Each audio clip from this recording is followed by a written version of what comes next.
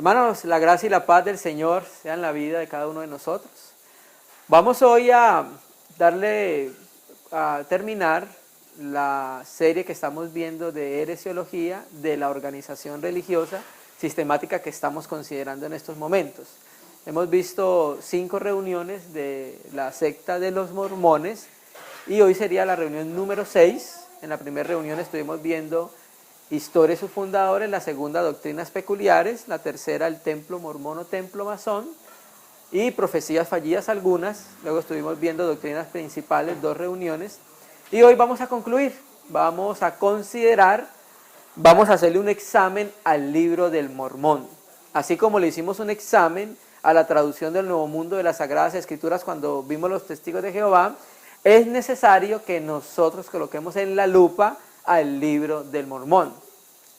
Naturalmente, los cristianos tienen una particularidad que se empezó a tener mucha fuerza a partir de la Reforma, y es un término que es sola escritura, ¿sí?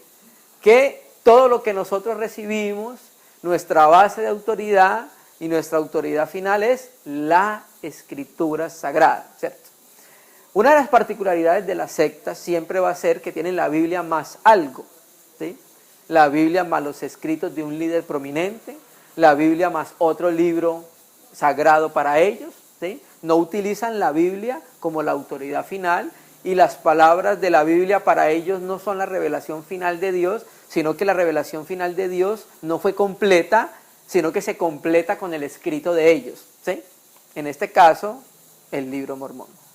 Entonces vamos hoy a considerar y a examinar el libro de Mormón. Primero vamos a mirar qué dicen ellos de la Biblia, qué creen ellos de la Biblia y después examinaremos el libro del Mormón.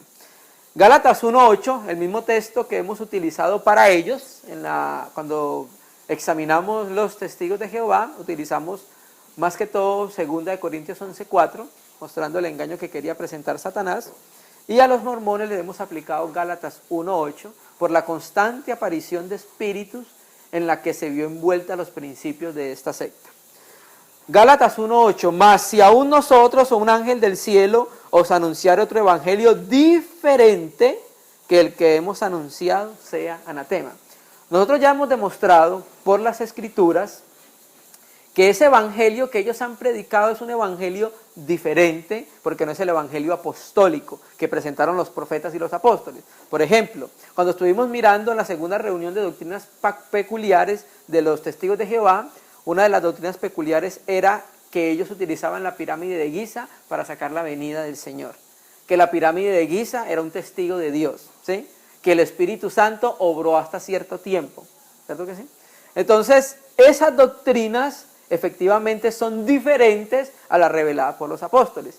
Ahora que estuvimos viendo las doctrinas peculiares de los mormones, decir que Dios el Padre tuvo un Padre, decir que Dios el Padre llegó a ser Dios, decir que Jesús se casó y fue polígamo y tuvo hijos, es un evangelio que es diferente. Decir que la salvación no es en Cristo y por la fe, es un evangelio diferente, ¿cierto? Si aún nosotros o un ángel del cielo os anunciar otro evangelio diferente al que hemos anunciado, sea consagrado para maldición. Y como vamos a examinar el libro, uno de los libros autorizados de ellos, vamos a ver qué dice la escritura, 2 de Pedro 1, versículo 19. Naturalmente también cuando lleguemos a los católicos romanos, vamos a examinar los libros apócrifos, para ellos son deuterocanónicos. Después vamos a mirar qué significa ese término para ellos. 2 de Pedro 1:19. Mire lo que dice Pedro por el Espíritu. Tenemos la palabra profética más segura. ¿Cuál es la palabra profética más segura? Las Escrituras sagradas, a la cual haces bien estar atentos como una antorcha que alumbra en un lugar oscuro. Entonces la comparación y el símil es que nosotros debemos estar atentos a las Escrituras, como cuando nosotros estamos en un lugar oscuro y tenemos luz dada por una lámpara. Lo único que nos provee luz en ese lugar es la antorcha, la lámpara, ¿sí? Lo único que nos provee luz y la revelación de Dios son las Escrituras sagradas. No hay nada más, hermanos. Hasta que el día esclarezca y el lucero de la mañana salga en vuestros corazones. Vamos a mirar entonces que para los cristianos bíblicos la Biblia es la palabra de Dios, punto. No la Biblia y otro libro, no la Biblia y otros escritos, no la Biblia y la Atalaya, no la Biblia y la Perla de Gran Precio, no la Biblia y Doctrinas y Convenios, no la Biblia y el Libro Mormón, ¿sí? No la Biblia y los escritos de Ellen Harmon Way, no, la Biblia únicamente. Hay hermanos que han escrito libros muy serios, muy buenos, pero la escritura sigue siendo nuestro toque de piedra y nuestra autoridad final. Vamos a leer el octavo artículo de fe en Perla del Gran Precio. Dicen los mormones: creemos que la Biblia es la palabra de Dios hasta donde esté traducida correctamente. Creemos que el libro mormón es la palabra de Dios. Entonces aquí vemos que esta declaración, uno de los errores principales de la doctrina mormona es la apreciación que tienen de la Biblia. Creen que el canon de la Biblia no se cerró, ¿sí? Que quedó abierto y se completó en 1800 cuando Moroni le aparece a Smith y le da la plenitud del Evangelio en el libro mormón. En el libro mormón, vamos a empezar a considerarlo hoy, segunda de Nefi, que está el libro mormón, vamos a considerarlo hoy. Segunda de Nefi 29:10 dice: así que no por tener una Biblia debéis suponer que contiene todas mis palabras, ni tampoco suponer que no he hecho escribir otras más. Claro, con esta entrada, el que lee el libro mormón va a creer que la Biblia no es suficiente, hermano. Cuando el Señor Jesús, cuando resucitó, ¿sabe qué dijo? Se cumplió en mí lo que está escrito en la ley, en los salmos y en los profetas. Esa es la división de toda la escritura que nosotros tenemos. Y en ese momento del antiguo pacto. Entonces ya de entrada ellos dejan abierto que el señor mormón dice de que no por tener una Biblia ya contiene todas mis palabras. Entonces claro, las personas están abiertas a algo más. Vamos a empezar a mirar entonces, ¿qué piensan los mormones acerca de la Biblia? Diario de Discursos, volumen 2, página 75-76. Acá está, Diario de Discursos, como siempre tratamos de presentar lo que más podamos. Dice, eso aparece, ¿qué piensan los mormones acerca de la Biblia? En el libro de Tel Magir, Mormonismo, Mamá y Yo, página 34, la traducción en español es: las palabras que contiene la Biblia son solo una historia de la que ha pasado. Ella no fue dada nunca para guiar al siervo de Dios en el curso que debemos proseguir. La Biblia no es una guía suficiente, solo es la historia de un pueblo que vivió hace 800 años. Eso lo dice el apóstol Orson Hyde de los Mormones en Diario de Discursos, volumen 2, página 75-76. Sigamos mirando entonces qué dicen los mormones en una obra maravillosa y un prodigio del apóstol mormón Lynn Grant Richards, página 41, en el PDF es el 24, dice: de modo que ahora fácilmente se entienden por qué no podría descubrirse el Evangelio eterno con tan solamente leer la Biblia. Los odres viejos no pueden contener el vino nuevo. El mismo libro de él, página 83, no le sirve la información que da la Biblia. Pablo da a entender a Timoteo que el deber del obispo es cuidar de la iglesia de Dios, pero no hallamos instrucciones prácticas precisas de lo que realmente significa esa exhortación. Una vez más decimos, si tuviésemos que depender de la información contenida en la Biblia, sabríamos muy poco acerca de este importante oficio. Nos vemos compelidos a recurrir a la revelación moderna. ¿Sabe cuál es la revelación moderna? El libro del Mormón, Doctrinas y Gran Precio, Doctrinas y Convenios y la Perla de Gran Precio. Si deseamos estar bien informados con respecto al oficio del obispo. En el mismo libro, la página 3, la enseñanza de la Biblia, la enseñanza de los mormones no se basa exclusivamente en la Biblia. Dice: consideraremos la posición de la Iglesia de Jesucristo de los Santos de los Últimos Días desde el punto de vista de que es la única iglesia cristiana, ellos mismos lo van a decir, aunque no es cristiana, cuyas enseñanzas no se basan exclusivamente en la Biblia. A diferencia del cristianismo ortodoxo, que sus enseñanzas se basan exclusivamente en la Biblia. Esa es la diferencia entre el cristianismo y el sectarismo. Lo que piensan los mormones de Cristo, página 2, en el PDF es el número 3. La Biblia no contiene todas las doctrinas de Dios. Pero es bien sabido que la Biblia no contiene todas las doctrinas y verdades enseñadas por los profetas y apóstoles. Si la Biblia no la contiene, ¿qué la contiene? Ni han sido preservadas sus enseñanzas a través de los tiempos y las muchas traducciones del griego, latín y de este al alemán, etcétera, en una forma absoluta y sin cambios. El propósito del libro Mormón, Historia de la Iglesia, volumen 4, página 461, el mormonismo declara que el libro Mormón es sumamente superior a la Biblia. Acá está, Historia de la Iglesia, ¿sí? Dice en español: le dije a los hermanos que el libro Mormón era el más correcto que cualquier libro sobre la tierra. Y la piedra angular de nuestra religión. Y un hombre se acercaría más a Dios cumpliendo sus preceptos que por cualquier otro libro. Esto es lo que piensan los mormones de las escrituras sagradas que nosotros tenemos. Para ellos no es la autoridad final y no es la palabra de Dios. Diferentes libros como autoridad mormona.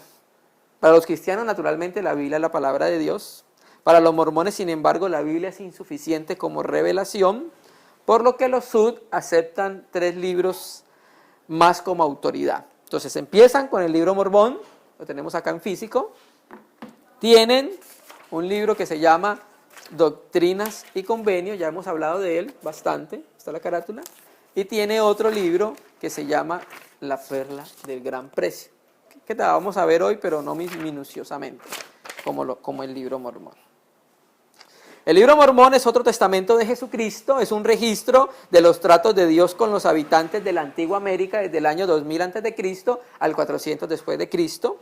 Doctrinas y Convenios es una recopilación de las revelaciones y declaraciones inspiradas para el establecimiento de la regulación de la iglesia, de los Sud. Fue dado en 1830 hasta 1978.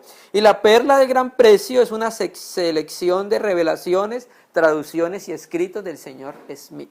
Esos son los 3 libros oficiales y autorizados para ellos. Y la Escritura, por último. Cuando tú examinas estos libros, casi tienen todos una particularidad, y es que contradicen siempre la Escritura. Por ejemplo, Doctrinas y Convenios, en la sección 132, en el versículo 27, Doctrinas y Convenios, contradice la Biblia diciendo algo diferente de lo que la Biblia dice en relación con la blasfemia contra el Espíritu Santo. Entonces vamos a leer Doctrinas y Convenios 132, 27. Mire lo que dicen ellos de la blasfemia del Espíritu Santo. La blasfemia contra el Espíritu Santo, que no será perdonada en el mundo ni fuera del mundo, consiste en cometer homicidio. O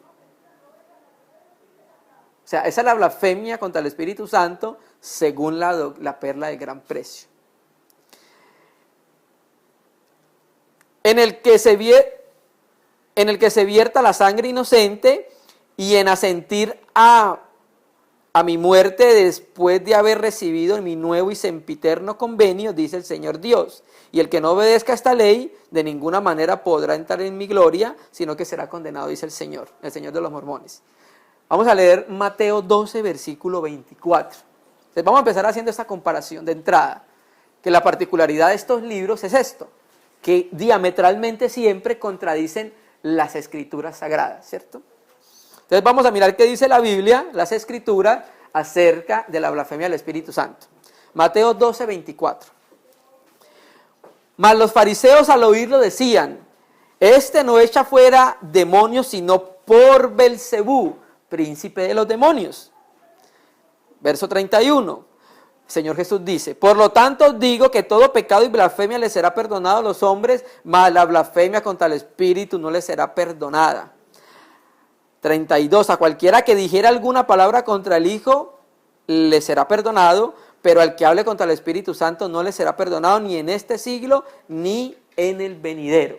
¿Sí? Entonces, en el contexto es, ¿qué es la blasfemia contra el Espíritu Santo? Literalmente, es atribuirle al Espíritu de Dios las obras del diablo. Eso es la blasfemia contra el Espíritu Santo. O sea, la blasfemia contra el Espíritu Santo es negar la obra del Espíritu Santo. Y la obra del Espíritu, el Espíritu Santo está dando testimonio de la obra de Dios por medio de Jesucristo, diciéndole a todo mundo que se arrepienta de sus pecados, ¿sí? Y el que no crea la obra del Espíritu Santo, pues no tiene perdón ni en esta vida, ni en este siglo, ni en el venidero. Vamos entonces a empezar a mirar qué es el libro mormón. ¿De qué habla el libro mormón? Para comenzar entonces a considerarlo. Vamos a leer lo que dice el prólogo del libro mormón. Dice: por tanto es un compendio de los anales del pueblo de Nefi, así como de los lamanitas, escrito a los lamanitas, quienes son un resto de la casa de Israel. Sus palabras escritas sobre planchas de oro fueron citadas y compendiadas por un profeta e historiador llamado Mormón. El registro contiene un relato de dos grandes civilizaciones. Una llegó procedente de Jerusalén en el año 600 antes de Jesucristo, un tiempo después que se dividió en dos naciones conocidas como los nefitas y lamanitas. La otra había llegado mucho antes, cuando el Señor confundió las lenguas en la Torre de Babel. O sea que ellos dicen que este escrito va a los indios que poblaron las Américas en dos periodos, saliendo de los lados de Israel, ¿sí? Uno de los periodos fue para el tiempo cuando Nabucodonosor sitió el templo en Jerusalén, y el otro tiempo es para el tiempo de los jareditas, en los tiempos de los patriarcas, antes de Noé, para ese periodo. Este grupo se conoce con el nombre de Haderitas. Después de miles de años, todos fueron destruidos con excepción de los lamanitas, que ya vamos a entrar a explicar bien eso, los cuales son los principales antecesores de los indios de las Américas. Después de terminar sus escritos, Mormón entregó la historia a su hijo Moroni, el cual agregó unas palabras y escondió las planchas en el cerro Cumora. El 21 de septiembre de 1823, el mismo Moroni, para entonces un ser glorificado y resucitado, se le apareció al profeta Smith y le instruyó concerniente al antiguo registro y a la destinada traducción de este idioma al inglés. Le dijo que se había depositado un libro escrito sobre planchas de oro, el cual daba una relación de los antiguos habitantes de este continente, así como del origen de su procedencia. Voy a leer Libro Mormón, primera de Nefi 17:8. Y aconteció que el Señor me habló diciendo: construirás un barco según la manera que yo te mostraré, para que yo te lleve a tu pueblo a través de estas aguas. Y es ahí cuando Nefi con su padre salen supuestamente de Israel y llegan a las Américas, por ahí más o menos en el año 589. Luego, después de llegar a las Américas, ocurrió una división entre los hijos de Lehi, su hermano Nefi y su hermano mayor Lamán. Hubo una división entre los hijos de Lehi, nefitas y lamanitas, de ahí viene el nombre de ellos. Los nefitas tuvieron el favor de Dios. En segunda de Nefi 5:20 dice: ya que eran blancos y sumamente bellos y deleitables. Libro Mormón 1:7 dice: toda la superficie de la tierra había quedado cubierta de edificios y de los habitantes eran casi tan numerosos como las arenas del mar. Esto es el lado de los nefitas. Los lamanitas, que fueron más numerosos que los nefitas, ellos se volvieron de piel oscura.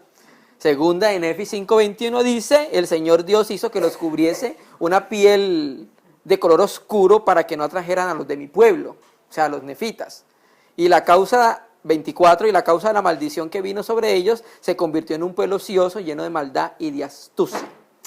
Y en segunda de Nefi, en tercera de Nefi 11 del 6 al 10, es donde es el tema central del libro Mormón.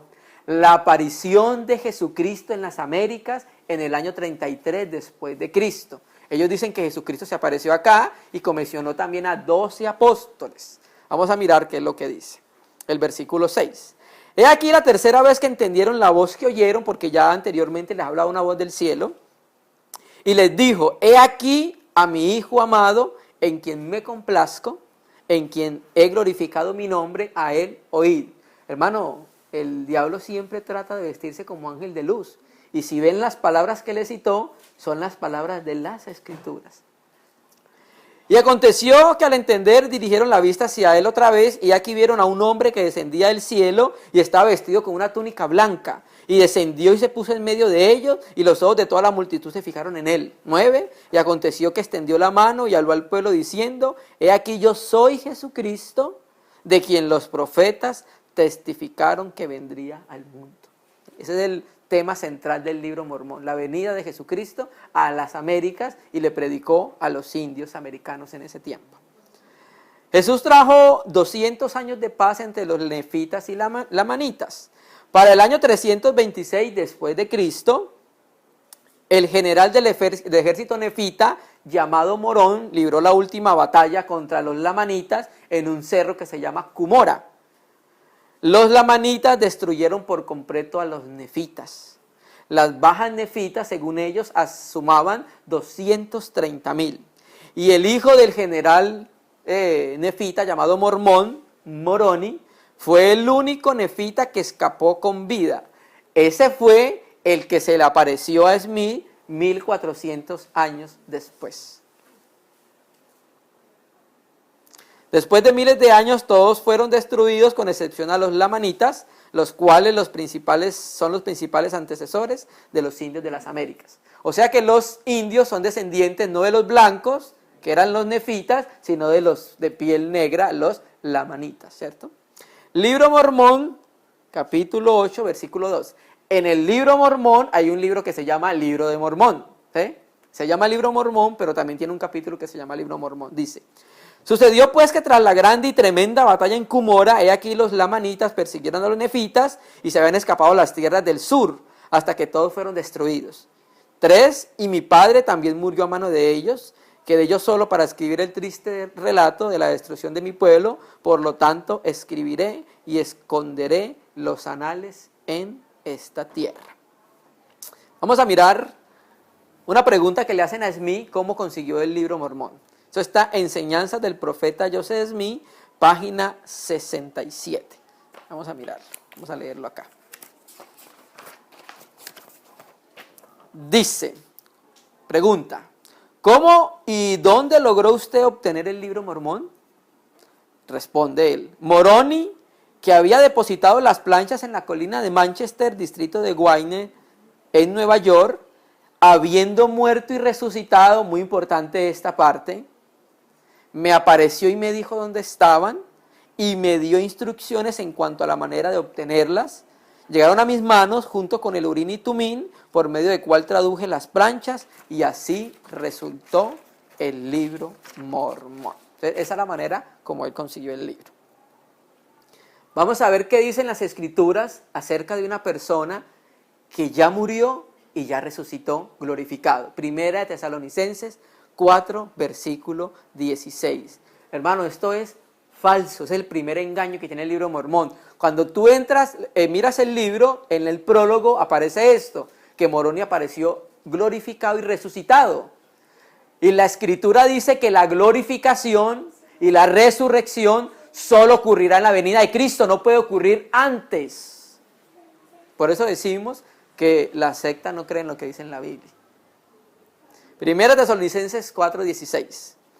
Porque el Señor mismo con voz de mando, con voz de arcángel y con trompeta de Dios descenderá del cielo, y los muertos en Cristo resucitarán primero. ¿Cuándo? Cuando el Señor venga en las nubes y descienda del cielo. Antes de la venida pública del Señor no va a haber resurrección con glorificación.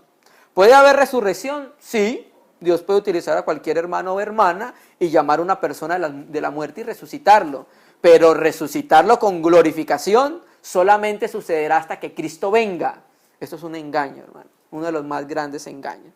Todo sucede por no creer lo que dice la palabra de Dios, hermano.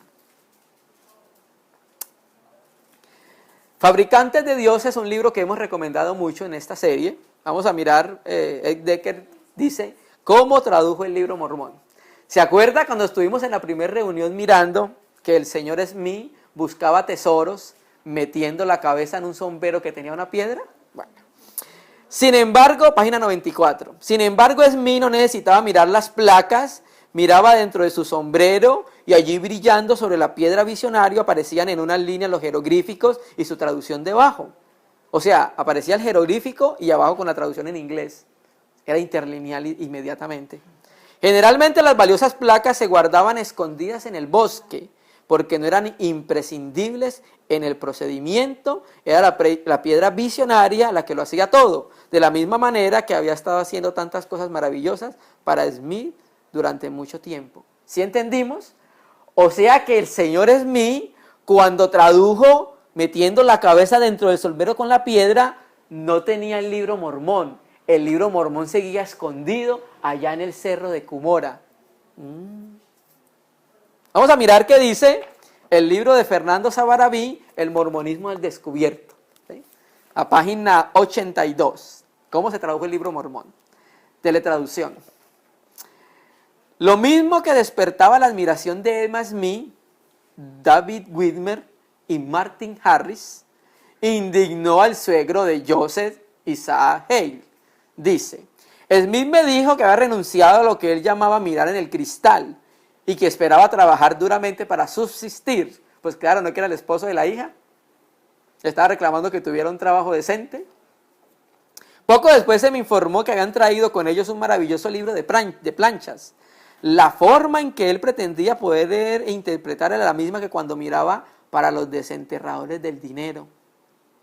Con la piedra en su sombrero y su sombrero sobre su cara, mientras el libro de las planchas estaba oculto en el bosque. Hermano, es increíble que nosotros creamos eso. Es increíble, hermano. Esta declaración jurada precedente, Hale, no solo confirma el método de traducción, sino que señala el interesante hecho de que Smith decía poder traducir las planchas a distancia sin ni siquiera tenerlas ante sí. Persuit explica, pronto después que llegaron a Harmony, Smith comenzó a traducir las planchas mientras Emma escribía su dictado.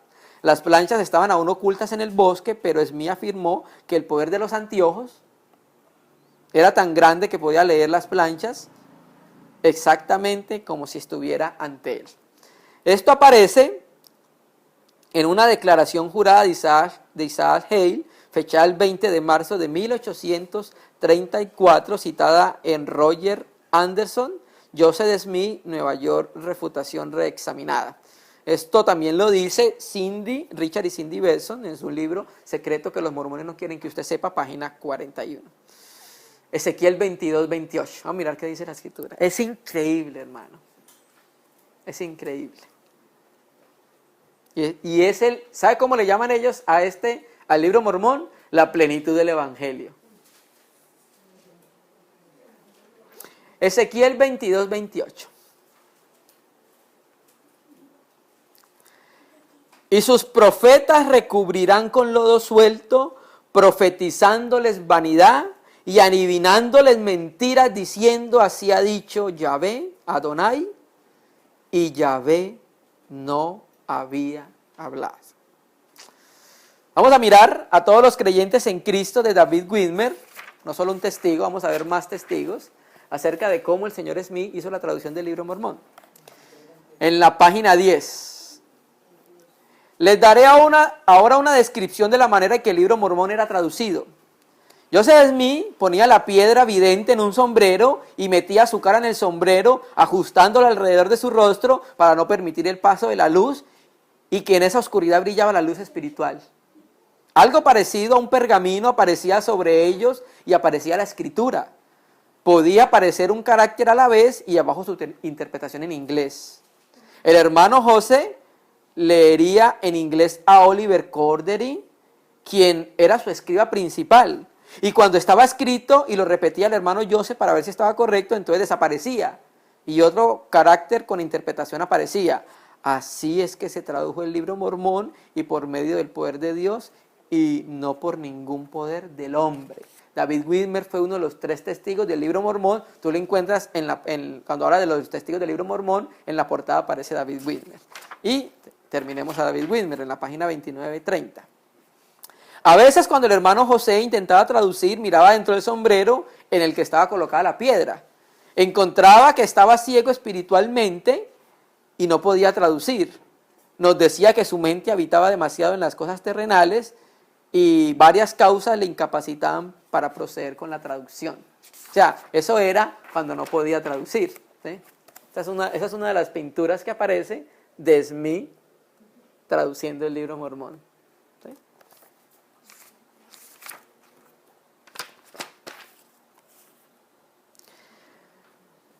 Respuestas a mis amigos mormones de Thomas Hayes, página 28, dice que lo toma de Historia de la Iglesia, tomo 1, página 129. El historiador mormón B.H. Robert admitió que Smith usó una de las piedras de evidente, la piedra evidente a la cual se hace referencia aquí era ovalada de color marrón, hallada por el profeta cuando cavaba en un pozo con su hermano Irún, para el señor Carl Chase, cerca de Palmyra, Nueva York. ¿Recuerda que lo vimos en la primera reunión? Listo. Marvin Cowan, en su libro donde presenta refutaciones a la luz de la Biblia sobre el libro Mormón, habla de los testigos mormón. Doctrinas y Convenios habla de los testigos del libro Mormón, pero ya no como buenos, sino como malos. ¿Sí? Al principio los colocaron en el prólogo de su libro como 3 de los testigos principales, pero con el pasar del tiempo ya no tenían la misma estima que tuvieron cuando fueron testigos. Pero ¿sabe qué pasaba? Ellos fueron testigos, pero por fe, no porque lo vieron. Dice, Doctrinas y Convenios 17.2. Y es por vuestra fe que podrán verlos. Por su fe entonces y por el poder de Dios hayan visto las planchas de esos testigos. ¿Nosotros podemos creer en un testimonio de esos? Más tarde los mormones excomulgaron a los 3 testigos, acusándolos de mentir, de robar, de engañar, falsificar, estafar y de perseguir a los mormones. ¿Eso dónde aparece? Historia de la Iglesia, tomo 3, página 232. Acá está, en inglés. Queda para lo que los hermanos quieran traducir. Dice en español. Personajes tales como Mal Lenin, John Whitmer, David Whitmer, Olevi Cordery y Martin Harris son demasiado malvados para mencionarlos y preferiríamos olvidarlos. Moroni se apareció como un ángel de luz y recuerde lo que dice las Escrituras: Satanás se disfraza como un ángel de luz. Un apóstol mormón admite que el libro Mormón tiene un espíritu de adivinación.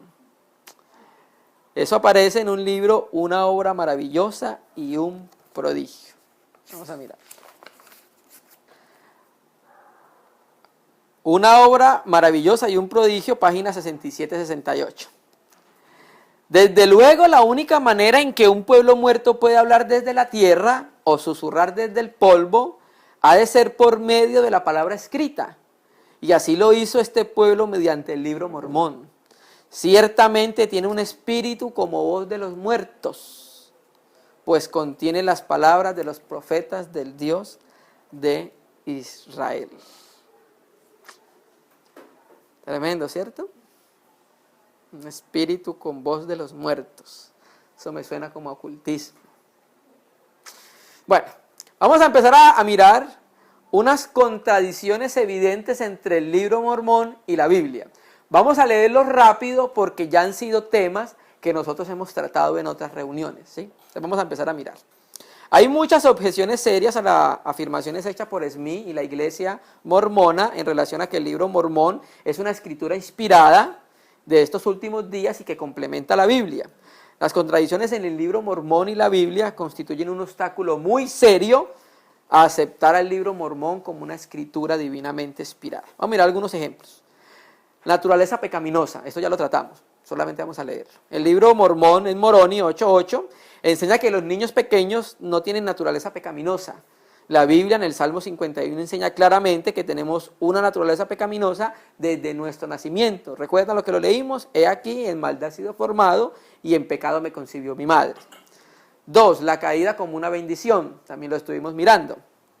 El libro mormón enseña que la desobediencia de Adán y Eva en comer la fruta prohibida era necesaria, de modo que solo así pudieron tener hijos y traer alegría a la humanidad. Segunda de Nefi 2, 23, 25, en contraste de lo que enseña la Biblia en textos como Romanos 5, 12, 8 al 20, 8, 20.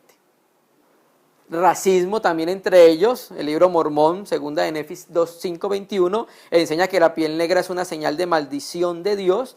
En contraste, la Biblia enseña que Dios de una sangre ha hecho todo el linaje de los hombres. En Hechos 17, 26, que en Cristo las distinciones de la etnia y el género y la clase social son borradas. Gálatas 3, 28, y Dios condena el favoritismo en Jacobo 2, 1. Salvación por obras, otro aspecto que tiene el libro mormón. En el libro mormón, en segunda de Nefi 25, 23, es por gracia que somos salvos después de hacer cuanto podamos, que también lo estuvimos considerando. En contraste, la Biblia enseña que la salvación está enteramente por gracia, Efesios 2, 8, ¿cierto? Romanos 11, 6 y Tito 3, del 5 al 6. No por la gracia más obras. Las buenas obras son un resultado de la gracia, de la salvación obtenida, ¿cierto? Distorsionan los relatos bíblicos. Según la profecía del libro mormón en Elamán 14:27, dice que a la hora de la crucifixión las tinieblas cubrían la faz de la tierra por espacio de 3 días. En contraste, la Biblia declara que solamente hubo repentina oscuridad durante 3 horas. O sea que hubo un desfase de 69 horas. Mateo 27, 45, Marcos 15, 33 y Lucas 23, 24. El sacerdocio, el libro mormón en Mosía 11, 11, Alma 13, 9 al 10, 46, 6 y Elamán 3, 25 enseña que muchos sumos sacerdotes servían al mismo tiempo. En contraste, está claro que la Biblia enseña que solamente en el tiempo de servir un sumo sacerdote no habían más. Hay un caso que lo tiene Lucas cuando habla de que eran sumos sacerdotes Anás y Caifás, pero cuando tú entras a mirar la historia, uno de los dos no era sumo sacerdote oficialmente, ya había pasado, pero se le decía así por la autoridad que tenía. Otro aspecto, otra contradicción entre la Biblia y el libro mormón, ellos dicen en el libro mormón que Jesucristo tenía que nacer en Jerusalén, según Alma 7:10. Dice, he aquí nacerá en María en Jerusalén, que es la tierra de nuestros antepasados. Sin embargo, la Escritura dice que Jesús no iba a nacer en Jerusalén. ¿En dónde? En Belén. Miqueas 5:2 y Lucas 2:4. Según Alma 46:15, los creyentes fueron llamados cristianos en el año 73 a.C. La Biblia dice que eso no es así. La Biblia dice en Hechos 11:26 que por primera vez en Antioquía fueron llamados cristianos. Entonces hay una clara contradicción del libro mormón con las escrituras. ¿Y qué fue primero? ¿El libro mormón o las escrituras? En Fabricante de Dioses, página 86-85, vamos a llegar a esta parte que es bien interesante. Arqueología. Porque naturalmente ellos cuentan que hubo un pueblo en las Américas con ciertas características, con cierto lenguaje, con ciertas escrituras, con ciertas armas. Que hay un pueblo y hablaban de unas ciudades de ese entonces, y entonces, si todo eso es verdad, la arqueología bíblica y la arqueología secular tiene que dar fe de eso, algo normal. Tú miras la arqueología bíblica y la mayoría de ciudades han sido descubiertas, ¿sí? Monedas, ¿sí? Jeroglíficos, hay muchas cosas que confirman la autoridad de la Biblia. Dice así, no se ha encontrado prueba arqueológica de lo que dice en el libro mormón. Estamos leyendo el libro Fabricantes de Dioses, página 85-86 del PDF. El arqueólogo Michael Coe, reconocido especialista en las civilizaciones precolombinas de América por el Instituto Smithsoniano, ha dicho, no hay un solo arqueólogo profesional que no sea mormón que encuentre alguna justificación científica para creer que el libro mormón sea cierto. Y hay varios arqueólogos mormones que se adhieren a este grupo.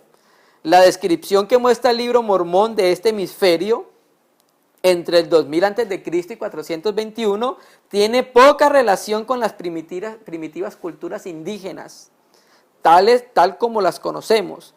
Por mucha buena voluntad que se quiera poner, los hechos reales indican que no hay nada, absolutamente nada, que se haya encontrado jamás en alguna excavación del Nuevo Mundo, capaz de sugerir a un observador imparcial que el libro Mormón, tal como lo pretendiera el señor Smith. O sea que arqueológicamente no se ha podido encontrar.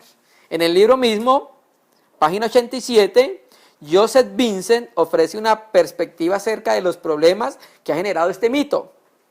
En una época en que yo era miembro del obispado de un distrito y uno de los consejeros me dijo, o sea, era mormón, ¿por qué tenemos mapas precisos de la tierra de Palestina y no de las tierras del libro Mormón? ¿Por qué sabemos con exactitud dónde están Jerusalén, Belén y Nazaret y no sabemos dónde están Saraenla, Bointiful y Cumora? ¿Significa que estos lugares son ficticios, como dicen los que no son mormones? Página 88. El reconocido arqueólogo mormón, profesor Diffie Green, ha dicho, ¿quién? Un mormón. El primer mito que necesitamos eliminar es el que asegura la veracidad arqueológica del contenido del libro Mormón. Si uno debe estudiar la arqueología del libro Mormón, se deberá contar con una colección de datos con los cuales tratar. Nosotros no la tenemos. La moderna topografía no permite situar ninguno de los lugares a los que se refiere el libro Mormón. Se puede estudiar la arqueología bíblica porque sabemos dónde están, y están Jerusalén y Jericó, pero no sabemos dónde está ni Saraenla, ni Bointiful, ni ningún otro sitio realmente. Debería ser prioritario el concentrarnos en las investigaciones geográficas, pero ya hemos visto que 20 años de enfoque nos han dejado con las manos vacías. En el mismo libro, en el libro de Richard y Cindy Besson, página 91-92, se van a asombrar. La Sociedad National Geographic dice que la religión mormona hace declaraciones falsas acerca del libro Mormón. El siguiente párrafo es una carta de la Sociedad National Geographic que refuta las declaraciones mormonas al respecto del libro Mormón. Referí su averiguación al doctor George Stewart, arqueólogo y miembro del personal de la sociedad. Él me informó que ni la sociedad ni ninguna otra institución de igual prestigio ha usado alguna vez el libro Mormón para corroborar, para localizar sitios arqueológicos, aunque muchas fuentes mormonas declaran que el libro Mormón ha sido corroborado por hallazgos arqueológicos. Esta afirmación no se ha verificado ciertamente. National Geographic Society, carta fechada el 4 de febrero de 1982. Vamos a mirar los idiomas del libro Mormón. Ellos dicen que los que vivían en las Américas venían de Israel, por ende tenían que hablar hebreo. O sea que los indios de las Américas deben tener algún vestigio de haber hablado el hebreo, ¿cierto? Idioma según el libro Mormón. Los primeros habitantes de las Américas hablaban hebreo y egipcio, según el libro Mormón. Si eso fuera cierto, por lo menos algunos de los idiomas nativos de la América deberían incluir palabras que muestren tal origen, y no se han encontrado. Arqueología en el libro Mormón, Marvin Cowan, página 50-52. El escritor M.T. Lamb hace algunas observaciones sobre la idea de hebreos que escriben en egipcio. El libro Mormón establece 4 declaraciones muy improbables y realmente absurdas. Vamos a ver solamente una. La primera es que Leí y su familia utilizaban la lengua egipcia. Hay una multitud de razones que hacen tal afirmación totalmente improbable. En primer lugar, Leí había vivido toda su vida en la ciudad de Jerusalén, rodeado constantemente por aquellos que solo hablaban el idioma hebreo. En segundo lugar, los judíos odiaban a los egipcios con un odio amargo, y es por lo tanto inconcebible que un verdadero judío, nacido en un verdadero amante, un verdadero amante de su propio pueblo, leales y patrióticos, como él profesa haber sido, pueda hablar egipcio. En tercer lugar, los antiguos judíos tienen una veneración inusual por su lengua materna, el sagrado hebreo. Eso lo conocemos nosotros. Ahora, ¿qué tal hombre con un lenguaje tan venerado podría haber aceptado en lugar de haber aceptado eso en lugar de la lengua egipcia, que se asoció únicamente con la ignominia y el deshonor, es el colmo del absurdo. Hay una palabra que se utiliza en el libro Mormón,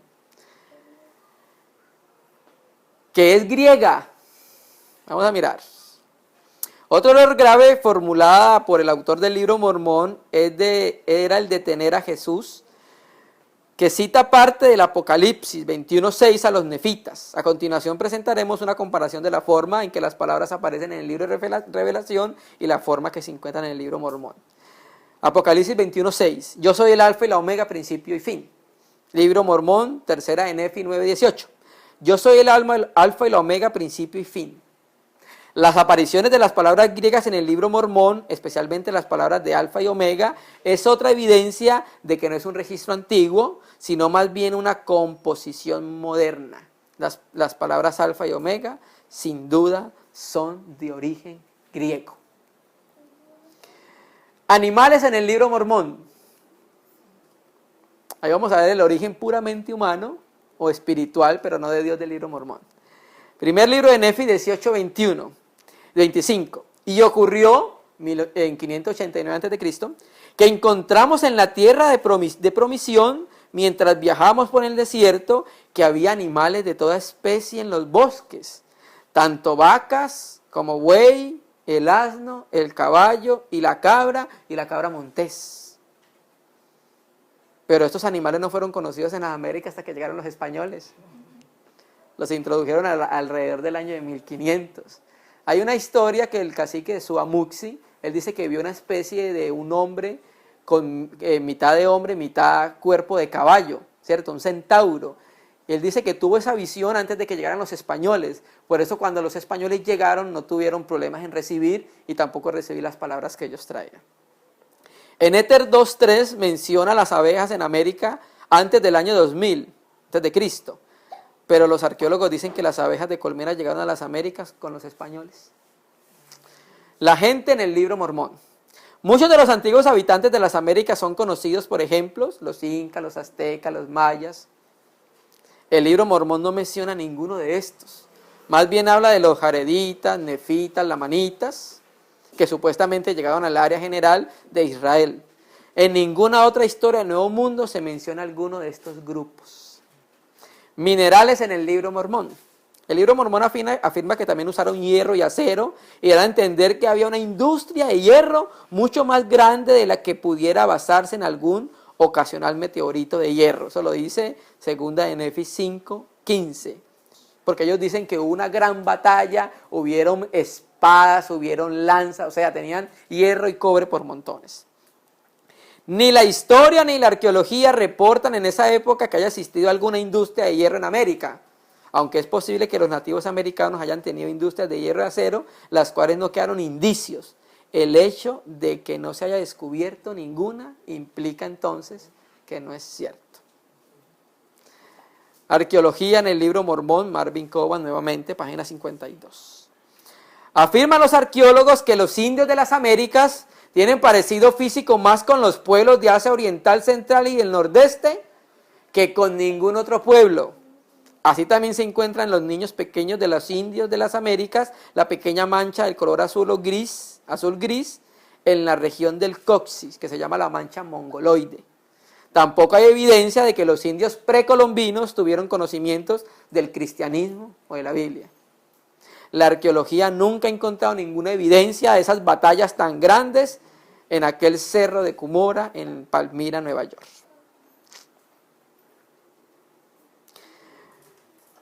Hay un libro en el tiempo de Smith que se llama View of the Hebrews, que se llama Vista de los Hebreos, por alguien que se llamaba Ethan Smith.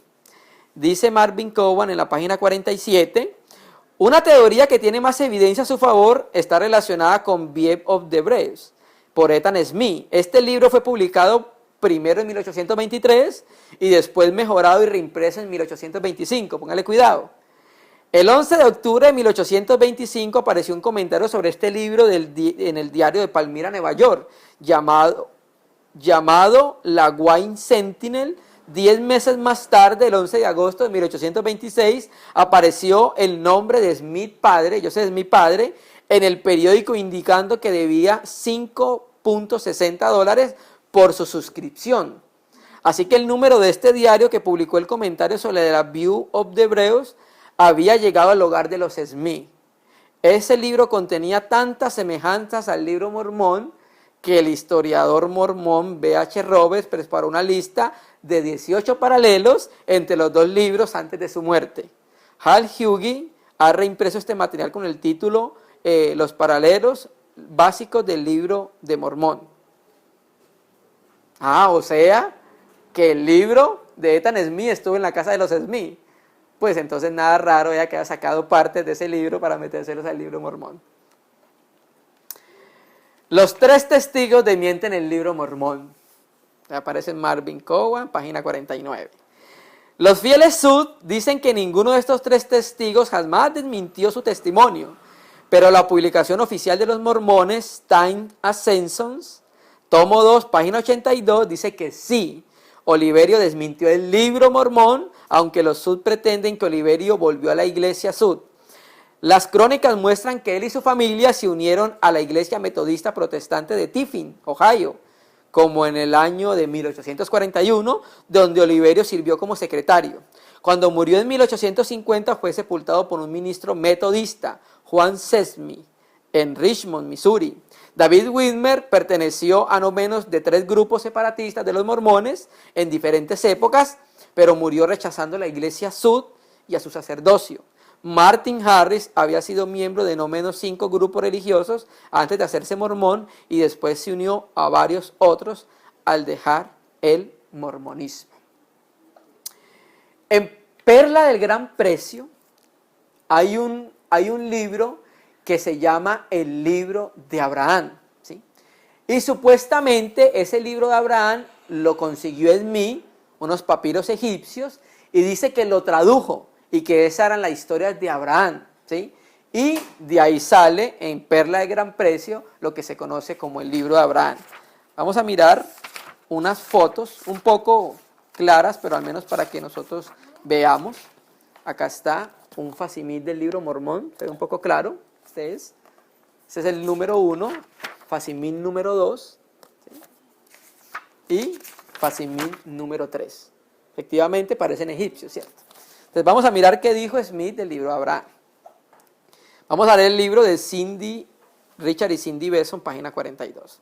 En 1835, Smith compró algunos papiros de un viajero en Kirtland, Ohio. Después anunció que esos eran los verdaderos escritos de Abraham. Eso aparece en Historia de la Iglesia, volumen 2, página 236. Comencé la traducción de algunos de los caracteres o jeroglíficos y para nuestro gozo encontré que uno de los rollos contenía los escritos de Abraham, otro los escritos de José de Egipto. Pero después de muchos años, cuando se creía que los papiros originales se habían destruido en un incendio, el 17 de noviembre de 1967, el Deseret News anunció que los papiros habían sido hallados y devueltos a la iglesia mormona. Tras examinarlos, resultó que esos supuestos escritos de Abraham eran parte de un texto egipcio, el libro de las respiraciones, una obra funeraria dirigida al fallecido por el sacerdote principal que realizaba el servicio fúnebre. Ese es el libro de los muertos, facsimiles de los papiros de Hunefer, Anai, Keracher y Nechemet. James Braster, PhD del Museo Oriental de Hasker, Universidad de Chicago, dijo: estos 3 facsimiles son documentos egipcios de la Perla del Gran Precio, representan los objetos más comunes de la religión mortuoria de Egipto.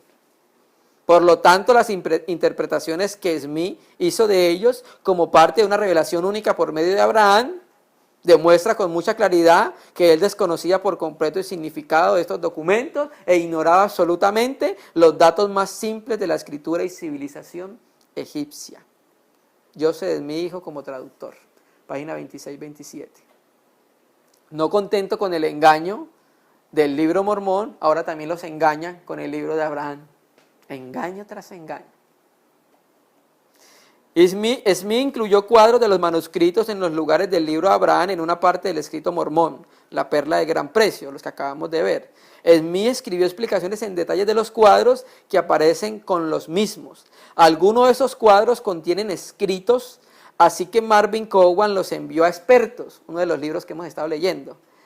Estos los tradujeron y declararon que no tienen nada que ver con Abraham y que las explicaciones de Smith son falsas. Marvin Cowan, en el libro que hemos estado leyendo, página 53.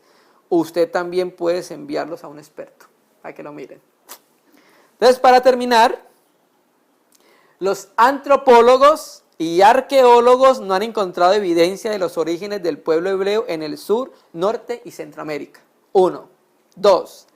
Evidencia genética muestra que los indios americanos no son israelitas, no son hebreos. Las personas que llegaron a las Américas, o los indios americanos, provienen de la zona del noroeste de Asia, por el estrecho de Bering, que del estrecho de Bering para pasar de un continente a otro en ese tiempo eran solo 80 kilómetros para llegar a las Américas. Pruebas dentales de ADN y mitocondrial hecho a más de 150 tribus, donde había más de 5.500 individuos. De esos examinados, el 99.4% tiene un ADN mitocondrial de Asia y el otro 0.6% proviene del ADN europeo y africano. ¿De dónde tiene este ADN europeo y africano? Cuando llegaron los europeos a las Américas, después de Colón.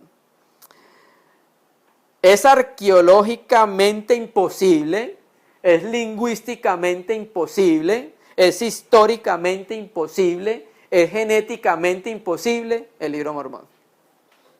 Por donde tú lo examines, es imposible que sea real e inspirado. Hay algunos libros que tú puedes tenerlos como historia. Por ejemplo, en los libros apócrifos deuterocanónicos de la Biblia católica, se utiliza como historia Macabeos 1 porque habla de la historia de Alejandro Magno, ¿cierto? Del Magno. Pero el libro mormón ni siquiera como historia verídica se puede tener, hermanos. Hemos llegado a la conclusión que es falso, que no es inspirado, no es inspirado por Dios, que sus relatos son completamente ficticios, que no se pueden demostrar, que no se pueden documentar, que se han hecho estudios genéticos, antropológicos, arqueológicos, lingüísticos, y por ningún lado se ha podido corroborar la autoridad del libro mormón. Para terminar,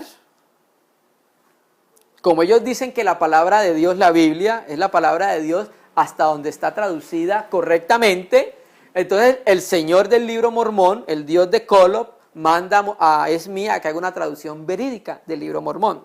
Doctrinas y Convenios, sección 124-89 dice: si quiere obedecer mi voluntad, escuche de aquí en adelante el consejo de mi siervo José, y con su ganancia apoye la causa de los pobres y publique esta nueva traducción de mi santa palabra a los habitantes de la tierra. Esa nueva traducción, hasta lo que yo he leído, esa traducción hecha por Smith, hasta donde yo he leído, la tiene la Iglesia Reorganizada de Jesucristo de los Santos de los Últimos Días, porque ahí están los hijos de Smith y tiene los derechos de publicación del libro. Por eso no la tiene la Iglesia de Jesucristo de los Santos de los Últimos Días. Terminemos con un texto, Isaías 9, versículo 15. Isaías 9, 15. El anciano y venerable de rostro es la cabeza. El profeta que enseña mentira es la cola. Porque los gobernadores de este pueblo son engañadores y sus gobernados se pierden. ¿Sí? Podríamos aplicárselo claramente al libro mormón. Sus gobernantes han hecho sino engañar a su pueblo. Los gobernantes de esos pueblos son engañadores. Y los que están siendo gobernados están siendo perdidos, hermano. Amén. Entonces, como siempre hemos dicho, hermano, nuestra lucha no es contra carne ni sangre. nuestra lucha son con huestes espirituales. Nosotros nunca debemos enfrascarnos en una lucha cuerpo a cuerpo con ninguna persona, porque sabemos que es un aspecto espiritual. Estas luchas se ganan derribando las fortalezas que el enemigo ha entretejido en las mentes de las personas. Y esto, como siempre lo hemos dicho, es que queremos que estas personas conozcan al Cristo de la Biblia, que puedan ver por medio de estas evidencias, porque hemos mostrado evidencias que han sido engañados.